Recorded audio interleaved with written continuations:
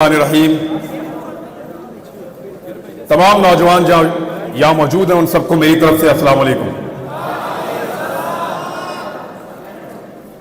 कासिम भाई, आपका सुनने के लिए बहुत शुक्रिया। आपको जल्दी जाना था लेकिन इसके बावजूद आपने कहा कि पहले आप बात कर लो, और मेरे लिए बड़ा ऑनर है कि मैं आपके सामने बात कर रहा हूं।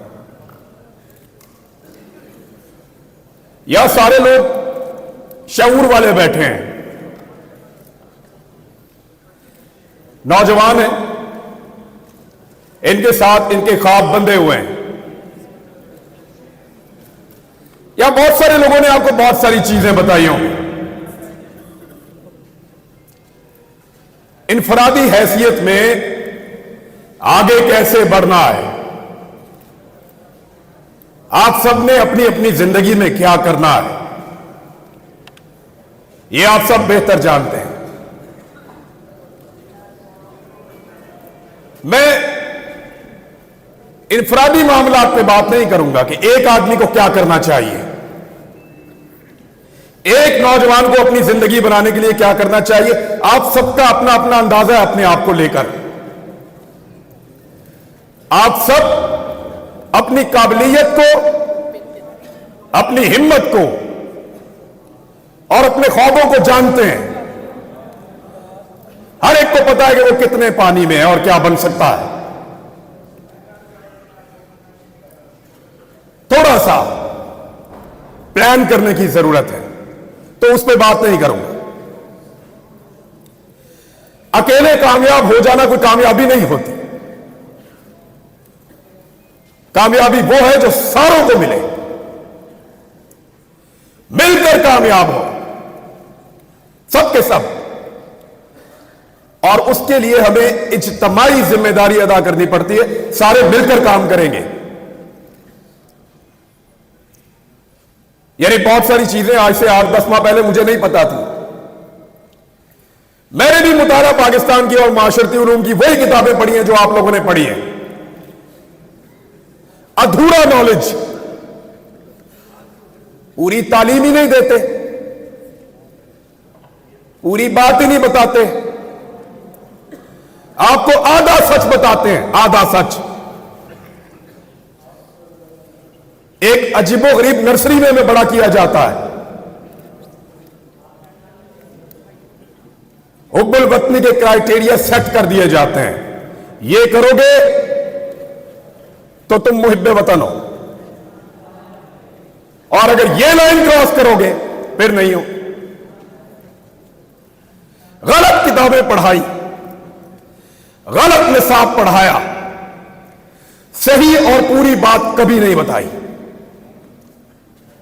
सही बात पता चलती है जब आप प्रैक्टिकल लाइफ में आते हैं, जब आप उन लोगों के साथ डील करते हैं, फिर आपको समझ आती है कि आपके साथ तो धोखा हुआ है।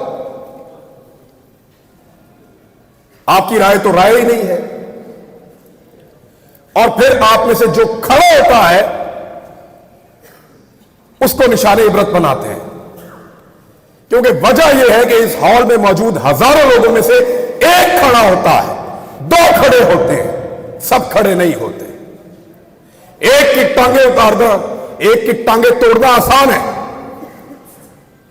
एक का मुंह तोड़ना आसान है, एक को गिरफ्तार करना आसान है, एक की शलवार उतारना आसान है, किसी एक को नंगा करके उस पर तशद्दुद करना आसान है, सब पे नहीं किया जा सकता।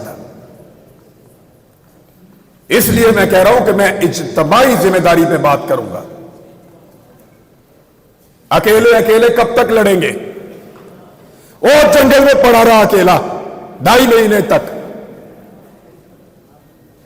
इसी लड़ाई में उतरा था। अरशद शरीफ, तकलीफ होती है उसके बारे में बात सुनकर। जब मोबाइल खोलता हूं बीच में आता है वो कहीं, कोई ना कोई तस्वीर बीच में होती है, तकलीफ होती है। अकेला जंगल में पड़ा था 2.5 महीने तक। उसने अपने मुंह से कहा कि मैं एक कमीज के अंदर बार बार प्रोग्राम कर रहा हूं। किसके लिए लड़ रहा था? हक के लिए, इंसाफ के लिए, सबके लिए एक जैसा पाकिस्तान होगा, इसके लिए कोई बंद कमरों में फैसले नहीं करेगा, इसके लिए लड़ रहा था। अगर सब लड़ते तो आज, अगर सब जीतते तो वो भी आपके साथ जीतता। वो नहीं है, उसे अकेला छोड़ा हमने। क्या हम सिर्फ जनाजों में शिरकत करेंगे? एक ही दफा इकट्ठे होते हैं जनाजे में, हर आदमी रो रहा था, मैंने इसके जनाजे को हाथ लगाना है, मैंने इसके जनाजे को चूमना है, मुझे इसको छूने दो। क्यों? इससे आधी हिम्मत दिखाई होती जब वो जिंदा था, जब उसके ऊपर झूठे पर्चे हो रहे थे, जब हमें गद्दार बनाया जा रहा था, जब हमें बागी डिक्लेयर किया जा रहा था, जब गिरफ्तारियां हो रही थी। 50 के करीब पर्चे दिए इन्होंने हम पे 1 महीने के अंदर। तब खड़े होते ना, उसके जनाजे में आ गए सब। तो इज्तिमाई जिम्मेदारी पूरी करने की जरूरत है, सबको मिलकर करना पड़ेगा, सबको मिलकर करना पड़ेगा, वरना ऐसे ही एक एक करके मार खाते रहेंगे, एक एक करके नंगे होते रहेंगे और एक एक करके हारते रहेंगे। जीतना है तो मिलकर चलना पड़ेगा। यह 2 दिन पहले जनरल बाजवा साहब ने खिताब किया, अपना आखिरी खिताब। जनरल साहब ने क्लेम किया कि उनके इदारे का सियासत से कोई ताल्लुक नहीं है। मैं आप लोगों से इससे पहले मिला हूं कभी? नहीं मिला ना? आपसे पूछ लेते हैं, क्या आपको लगता है कि जनरल साहब जो कह रहे हैं, general Qamar Javed Bajwa army chief Pakistan, कि उनके इदारे का सियासत से कोई ताल्लुक नहीं है, यह बात ठीक है? चलो जनरल साहब को भी दिखाते हैं ना। जनरल साहब देखें, उधर मोड़ो कैमरा, दिखाओ, मोड़ो कैमरे उधर। जिन लोगों को लगता है कि जनरल कमर जावेद बाजवा ने कहा कि सियासत से फौज का कोई ताल्लुक नहीं है, यह बात ठीक है, वो जरा हाथ खड़ा करें। ठीक है। अब जिनको लगता है कि फौज सियासत में रोल प्ले कर रही है, वो हाथ खड़ा करें।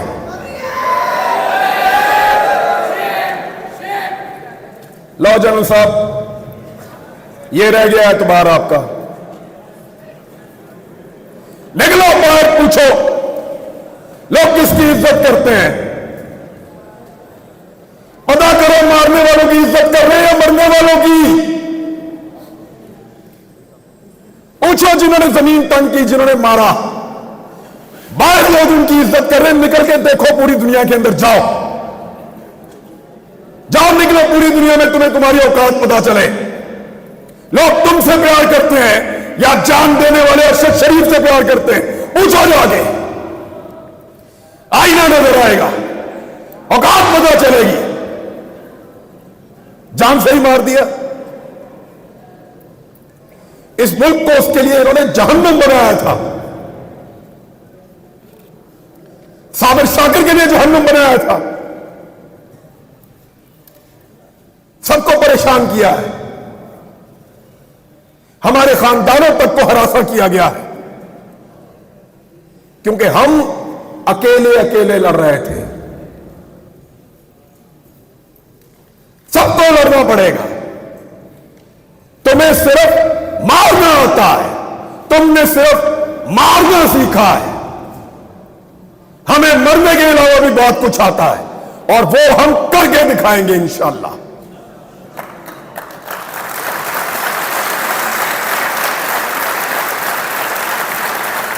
ये नहीं हो सकता कि तुम बंद कमरों के अंदर फैसले करो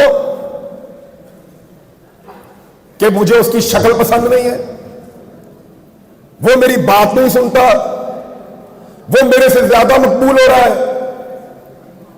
वो मेरे मफाद के रास्ते में आ रहा है, वो मुझे ये नहीं दे रहा, वो मेरे कहने के ऊपर ये काम नहीं कर रहा, निकालो इसको, दूसरा लेकर आएंगे। क्यों? तुम्हारे बाप का मुल्क है, हमारा फैसला है।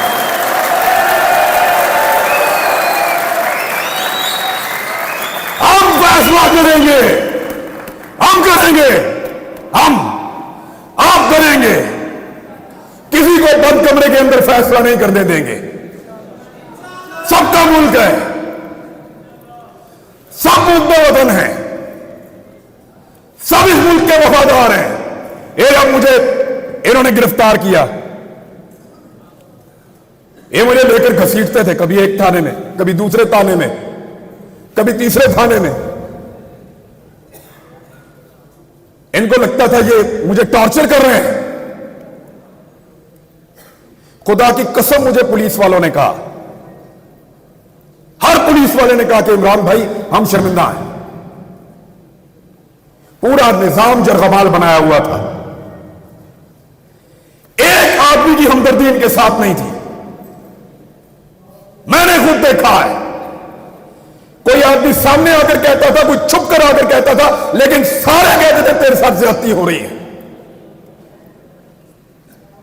लेकिन जिस दिन सब मिलकर कहेंगे, आजम सवाती ने अकेले बुजुर्ग आदमी ने तमीज सिखा दी ना। आज देखा आपने, पहले उसको रात के अंधेरे में गिरफ्तार किया, रात को आए चोरों की तरह, डाकुओं की तरह, उसकी फैमिली के सामने उसको मारा, टॉर्चर किया, जलील किया, ले जाकर कपड़े उतारे, वीडियो बनाई और उसको रुसवा किया।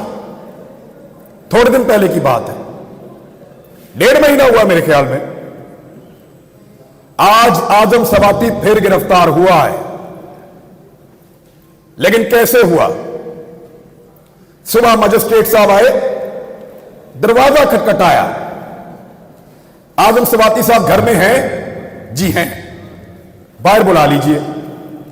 आजम सवाती साहब बाहर आते हैं और उनको वारंट दिखाया कि हुजूर आपके खिलाफ कानूनी चाराजोई हुई है, ये वारंट मौजूद है, आपकी गिरफ्तारी करना चाहते हैं। बने ना बंदे के पुत्र, एक आदमी तमीज सिखा रहा है। सोचो,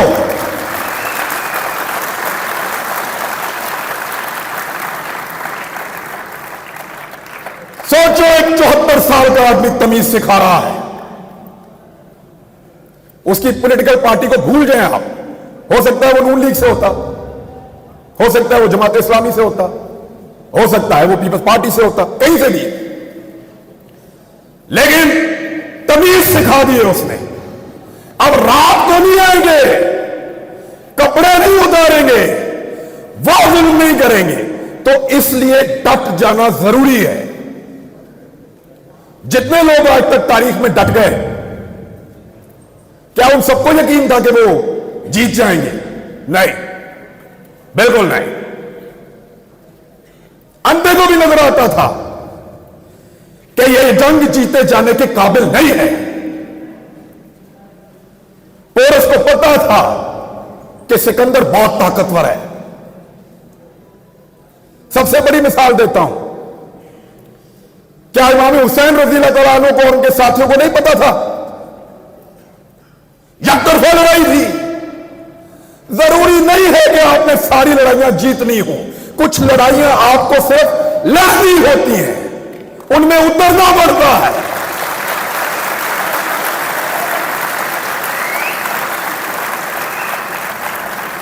लड़ाई जीतने से मकसद नहीं है, लड़ाई लड़ने वालों में अपना नाम लिखाओ। मैं लड़ा था, मेरी लड़ाई थी, मैं उसके अंदर उतरा, मैं हक पर था, मैं जीता या हारा मेरा अल्लाह जानता, वो फैसला करने वाला है। लड़ाई कौन जीता? इमाम हुसैन जीते या यजीद जीता? सबका इत्तेफाक है इस बात पे। तो फिर लड़ाई लड़ना सीखो, लेकिन इज्तिमाई फायदे के लिए।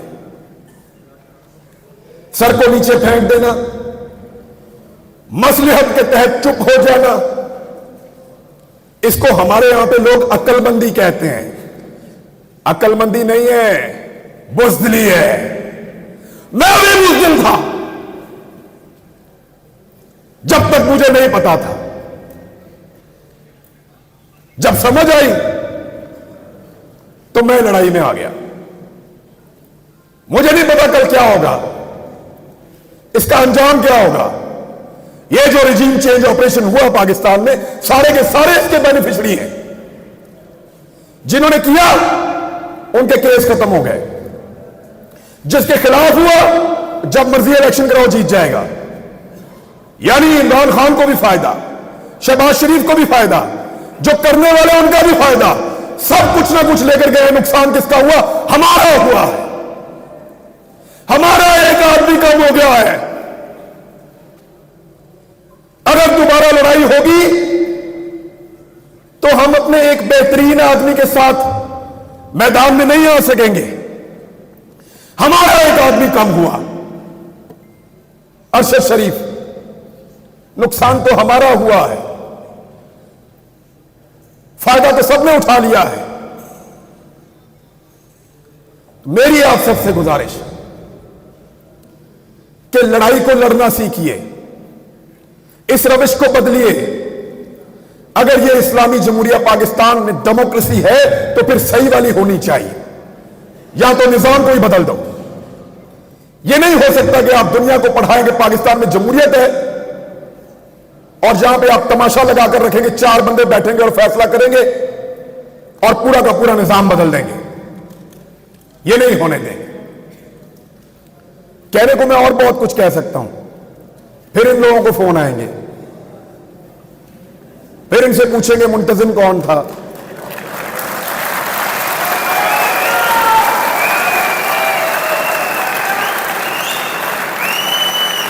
प्रोग्राम किसने करवाया, नौजवान कहां से आए थे, कोई कलदम तंजीम के बंदे तो नहीं थे। यानी फिर इस तरह के सवालात होंगे और हुए हैं। हम अपने दोस्तों और रिश्तेदारों से मिलने नहीं जा रहे। जिधर से हम होकर आते हैं वहां ये पीछे पहुंच जाते हैं। जी आपसे क्या ताल्लुक है, आप कैसे जानते हैं। तो इन हालात का हमने सामना किया और यकीन करें कुछ भी नहीं होता। थोड़ा सा मार सकते हैं, थोड़ा सा नंगा कर सकते हैं या जान ले सकते हैं, कुछ भी नहीं होता। मैंने अरशद शरीफ का जनाजा देखा है, इन हाथों से उसकी मैयत लेकर आया था मैं। खुश नसीब है खुदा की कसम वो भी और उसकी मां भी। अरशद शरीफ को मारने के बाद इन्होंने अगर कोई मौत का डर भी था ना, वो भी निकाल दिया है। मारो सबको।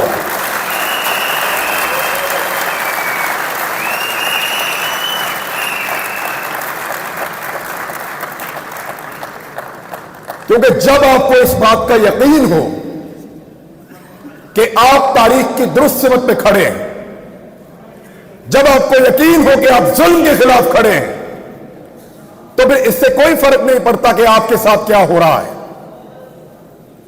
मैं ये पहली दफा गिरफ्तार नहीं हुआ। एक छोटी सी चीज आपको बताता हूं, मैं पहले भी गिरफ्तार हुआ मैं, लेकिन पहले मेरा दिल ही नहीं लगता था।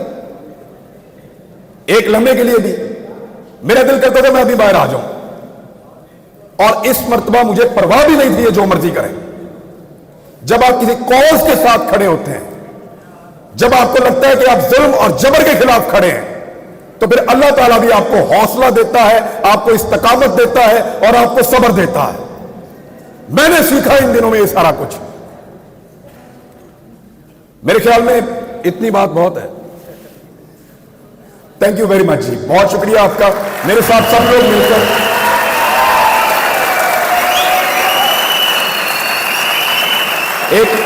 एक नारा लगाएं मेरे साथ सब मिलकर, ताकि हम जाते जाते गद्दारी के सर्टिफिकेट बांटने वालों को यह बताएं कि सिर्फ तुम ही मुहिब्बे वतन नहीं हो। पाकिस्तान, पाकिस्तान। Thank you.